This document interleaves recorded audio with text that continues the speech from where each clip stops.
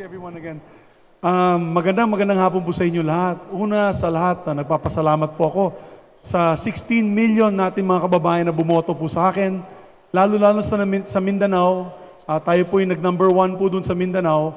At sa Visayas din po, nag-top 3 po tayo, lalo na sa Negros Occidental. Maraming po salamat. You know, it's a sweet victory for me, a sort of vindication of sorts. Ako po ay nanalo ng controversial na panalo noong 2007, nag-resign po ako noong 2011, natalo po ako noong 2013. Wala na po akong planong bumalik sana sa politika, pero na-joke po ako ng marami mo natin mga kababayan na lumamad muli dahil sa ating track record na wala naman po bahid dungis ang ating track record at tayo po'y nagwagi itong eleksyon. This is a very historical moment for all of us. I am overwhelmed with emotion because it is the first time in the history of the Philippines na ang ating Pangulo ay galing po sa Mindanao.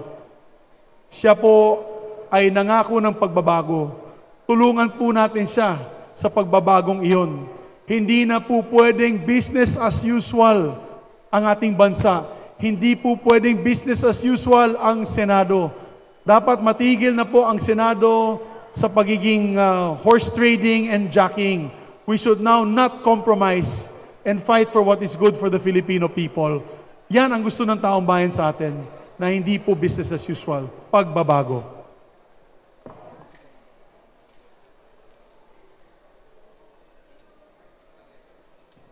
Well, alam mo, gusto pong mangyari ni President Rudy na unang-una, poverty eradication.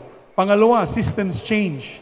Ang gusto po niya ay maiba na po ang ating sistema sa bansa. Gusto po niya isang federal movement.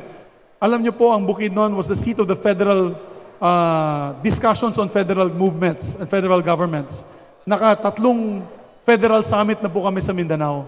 Sa Bukidnon po ginanap. At alam ko po, medyo controversial yan, medyo mahirap gawin. Because there are federal states na mahihirapan dahil medyo mahina po ang kanilang ekonomiya. So magkakaroon po tayo ng sistema na yung malalakas at yung mga mayayaman na federal states ay tutulong din po sa mahinang federal states. But ang kagandahan po nito, it will stop complacency, it will be more efficient because it will promote efficiency. Pag mahina po yung federal leader ng isang federal area, dapat tanggalin ka agad na kanilang mga constituents because they have no one else to blame but themselves.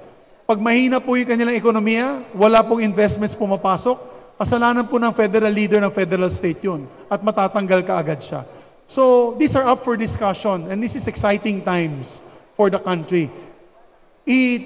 Hinalal po ang ating Pangulong Rudy Duterte with 16 million votes with the promise of political change. Dapat maibigay po natin sa kanya yun. Pero kailangan magtulungan po tayo. Kung napanood mo yung pelikulang General Luna, ano sabi ni General Luna dito? Sinong pinakamabigat na kalaban? Ang ating sarili. Ang ating sarili. Change has to start from within. And we must support that change. Disiplina dapat manggaling sa atin. Gusto natin ng what you call this? Yung disiplina, pero hindi naman tayo sasang-ayon sa mga regulasyon. Masama naman yun. Dapat magtulungan po tayo. Yes, we will support the discussions. We should now take a fresh look at our political system. I think it's about time we make radical changes. Yes. Priority bills, tax reform, bababa po natin ang ating buwis sa ating bansa. Napakataas ng ating income tax, napakataas ng ating withholding tax. We are the highest in Southeast Asia, which is detrimental to economic growth. Marami pong investors ayaw na pumasok dito dahil sa ganun. At itutulak po din natin yung Free College Education Act.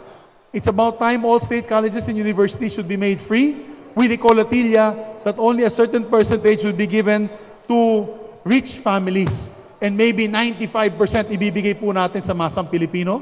Itutulak din po natin yung Free Irrigation Act para sa ating mga magsasaka. Bakit yung mga kalsadang dinadaanan at ginagawa po ng DPWH ay libre? Bakit yung irrigation facilities ng ating magsasaka, babayaran pa nila? Dapat yan ay maging libre na. So halos lahat ng itutulak po natin ay job generation, poverty eradication measures. So thank you very much, guys. Help us make this change. Help us make this change. Maraming salamat po.